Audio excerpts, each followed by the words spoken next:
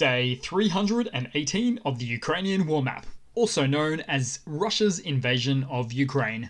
Juzzy here, and today is another update as I take a simplified and down-to-earth approach to some of the most important happenings on the ground in Ukraine, and as always I'll start off with those Russian military losses, where the Russian forces are currently sitting on 110,740 Russian military personnel losses, so that represents an additional 490 in the past 24 hours.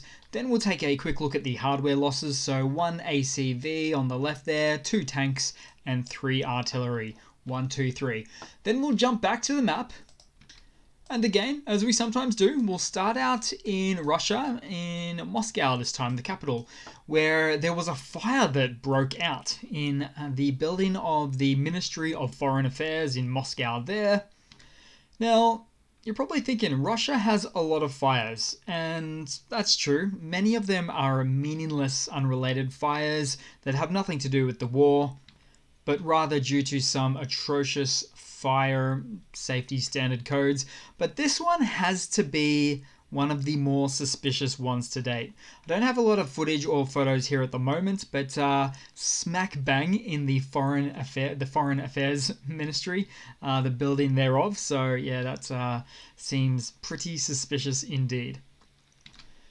Then we'll quickly move across to the country of Belarus, where the Russian forces transferred 3 train echelons of equipment today, consisting of 100 plus military vehicles. And being that Russia has some well-known military hardware shortage issues at the moment, causing them to bring out the really old Soviet stuff now, I can't imagine Russia wouldn't move these pieces here without at least intending to have them used in a part of a future wider conflict. And also, just as a recap, up to about 10,000 Russian soldiers are actually currently stationed in Belarus right now. I actually think Russia has Belarus under occupation, albeit more stealthily.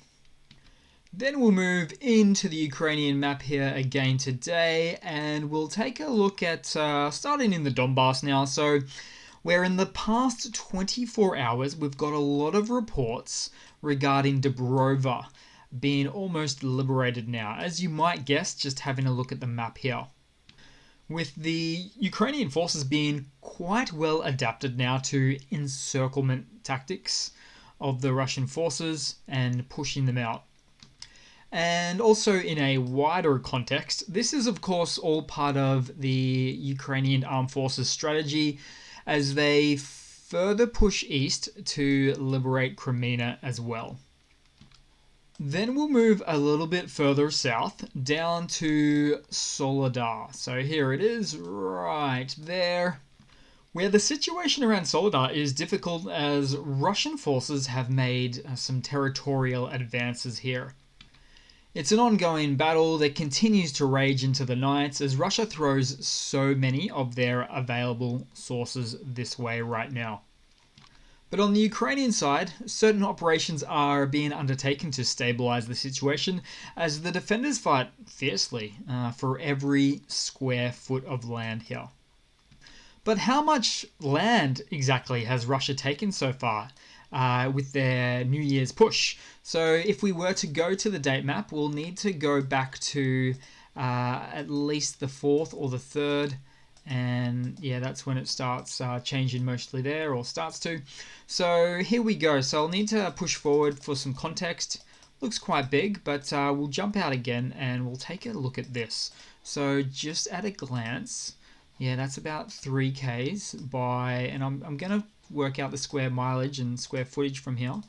That's about 10, a little bit less. So basically about 30 square kilometers of land taken by Russia recently, which amounts to about 12 square miles or so.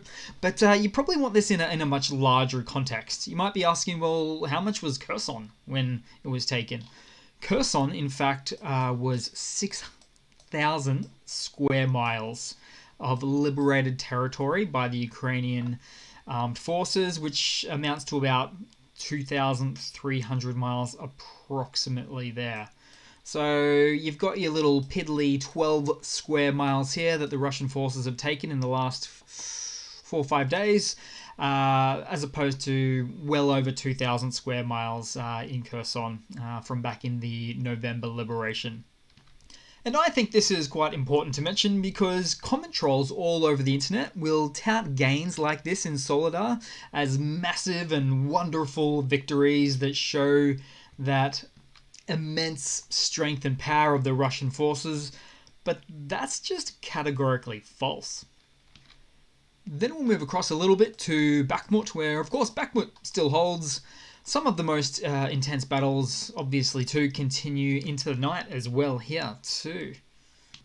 And for instance, just south of Bakhmut, around the town of Klishchivka, here it is there, Ukrainian forces are actually quite effectively holding off assaults from the Russian forces there. In fact, I'm still on the 4th of the date, so we'll move back to the 8th, and you'll see a little bit of a scooch across south of Klishchivka, in fact.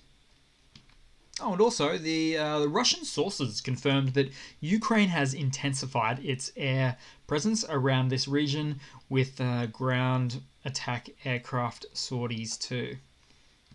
And this whole Russian offensive in this region, it's all coming at such a tremendous loss of Russian life for any gains they make or standoffs that they're dealing with in this latest series of Russian attacks, due to their frontal assaults on fortified Ukrainian positions. Then moving on, momentarily, I'll just bring up, this is north east of Donetsk, so Makivka, you might know it very well, very recently in the news there. So we've got some new additional reports of explosions here today. So again, information is pretty sparse on this one right now though, so we'll probably find out what's happening there in the next 24 hours or so. Then we'll move across on the map to, next up, Dnipropetrovsk, so the oblast here, where, so there was a single Russian drone downed over Kamyansk, so sort of west of the Dnipro city there. Perhaps a Russian drone operator was looking to perform a test flight or something. Then just south of all this here, so a big base was hit in Tokmak again, as information just came out that the AFU reportedly hit a Russian base near the center, just left of the middle of Tokmak there. But the same can be said for right next door at Melitopol, where explosions were just reported there as well. Then in Kherson, moving across there, so reports of ongoing artillery duels continue over the Dnipro River between both sides. So the actual length or span of the river itself, and I've done it again, I've flicked away, I've clicked something that makes it do that, but it's actually not too far. So the actual span itself is not even a kilometer, not even a half a mile, but for the most of it down the south area here. But basically everything is within standard cheap artillery range for both sides. We're talking 10Ks or about 6 or 7 miles. Then we'll move across to Crimea, where explosions rang out in occupied Sevastopol once again. So let me zoom out and give us a bit of a better context there. So here we go, Sevastopol. The self-proclaimed governor of Sevastopol said that 2 drones were shot down, so 2 Ukrainian drones were shot down, and of course he blamed the AFU for that. So it really seems like a bit of a pattern is forming here, where Ukraine is sending 2 drones, kamikaze-style drones, a day this way at the moment, quite consistently, in fact, over the past 3 or 4 days. Then we'll move across to some of the news for today. So the US has announced a new treasure trove of military aid additions for Ukraine. And it's really one of the biggest to date, more than $3 billion worth as part of its latest security assistance package to Ukraine. And FYI, about $2.85 billion of which is a drawdown from the US Department of Defense stocks. And to quote, to be provided immediately. In fact, we have a bit of footage hanging around of some of the military package listed here already en route, possibly some of it already there now. And so here's the list. And of note is the 50 Bradley IFVs, so the infantry fighting vehicles, which includes 500 tank-busting tow missiles to boot with them. Now, the US has over 6,000 of these, so although these 50 are the first, they are probably not the last. Next up, we have 138 Humvees, 55 MRAPs. So you hear the word MRAPs a lot. In fact, it even says it here. But these are the mine-resistant ambush protection vehicles, which come in handy, particularly as Russia likes to mine up everything before it leaves somewhere that Ukraine liberates. Also, you can see it says here 18 155mm SPGs, or self-propelled howitzers. Doesn't actually say what these ones are here, but these are in fact the M109 Paladins, which will be quite well suited for the war in Ukraine. Then it mentions about the 500 more 155mm precision-guided rounds. Doesn't say it again, but these ones don't get a lot of press in my opinion. I call them mini HIMARS shells. So these are the Excalibur high-precision munition shells. They don't have quite the range of HIMARS, maybe about half or 3/5, but still very effective in this war. Also, more HIMARS ammo, speak of the devil. Also, we have these RIM 7 missiles for air defense. These ones are quite good. They can actually be used on the Soviet era Buk M2 air defense systems. And reason being, because way back in about 2007, the manufacturer, who is the US's Raytheon, had a joint enterprise with Poland to get these into working service with their existing Buk air defense systems at the time. So really good to see. Surprised they weren't actually sent earlier. And then on the list, a whole bunch of munitions for various other existing weapons platforms for Ukraine.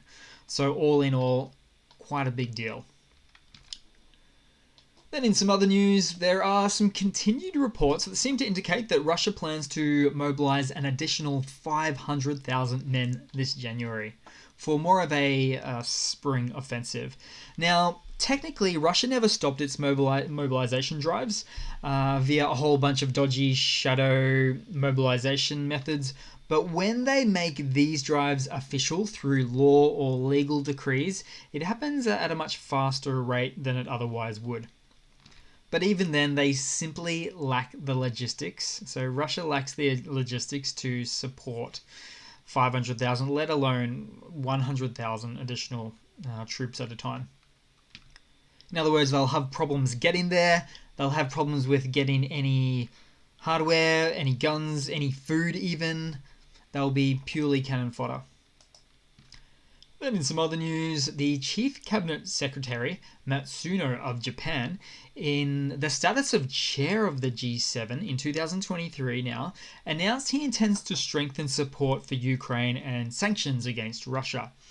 And, you know, Japan is in a bit of an interesting position, I would say, because on the other side of the world, they have a bunch of territorial disputes with Russia, some of the northern Japanese islands there, and with the current Russo-Ukrainian conflict is such that Ukraine is effectively demilitarizing Russia's eastern swaths of military hardware stocks, as it largely shifts that hardware to the west, obviously to Ukraine. And I might add to that, you see, if Russia got its way in this war, took, let's say, all of or even part of Ukraine, and then later on, say, China got its way with taking Taiwan, you can then bet that both of those two would very, very, in all high probability, team up and go shopping for more land in other various areas, including the northern islands of Japan. So in the end, Japan's always going to show quite a strong show of support for Ukraine, absolutely. Then we'll move across to a Russian military mobilization blunder of sorts. I'll make this one quick. But Russia, through the Wagner militia group, the PMC, are having ongoing manpower supply issues, causing them to source other such manpower from places like Côte d'Ivoire, a country located on the coast of Western Africa. Although this is not really unexpected, the Wagner militia group, or the PMC, is quite well known for sourcing militia fighters from many parts of Africa where they can. Then in some funnies to round it all off with today, guys. So this first one, well, let's put this one in the funnies section, shall we? So Alexander Kotz, a Russian reporter and Kremlin mouthpiece, in a recent telegram noted the following, quote, it says something like, in the liberated cities, residents do not consider themselves Russian people. Surprise, surprise. His telegram also goes on to say, what's the point then? Who are our men dying for? That kind of thing there. So slowly but steadily, Russians understand that they're unwanted by the locals that they're liberating. Then in another funny, so Russia accuses Ukraine of, as it says here, violating a unilateral ceasefire it didn't agree to. You don't say. You can't violate something you didn't agree to. Ukraine actually said it best when they said, thanks but no thanks, Russia. You can stick your ceasefire where you want. With Russia, the logic is just, I have no words for it. No words at all. But if we were to take a peek into the past, maybe, Russia has basically violated every agreement since 2015 with Ukraine. In fact, even further back to the Budapest Memorandum back in 1994. So the world stage now knows you can only trust Russia by its actions, not by its words. Something I've said quite a few times before on this channel. Russia has lost all credibility on the world stage at this point. And another quick funny to round it all off with. I thought I'd squeeze this one in because I actually don't know 100% how legitimate this one is. But I'm sure some of you guys will find it funny. So with this one, there was some photos of some World War II era T-34 tanks that were unlocked from their memorials, let's say. Now I cannot as yet confirm any authenticity fully about this, whether it's true or not. If Russia will actually use these. But I did note that one of the Russian politicians commented on this, saying how they were in really good working order. And if Russia is going to use these, well, the timing is impeccable, really, with an upcoming additional Russian military mobilization. But I tell you what, I do now at least think there's a chance we'll see a T-55 tank or two on the battlefield from Russia, which is pretty much the next generation up from these T-34 bad boys. And I kind of look forward to just seeing a photo in the field of these actually being used. Some massive technological disparity. Russia's hardware gets older, Ukraine's just gets newer. So thanks for watching, guys. Please leave a comment, subscribe, hit the like button. Thanks again for all of the support, and I do hope to see all of you guys there on the next one. Cheers.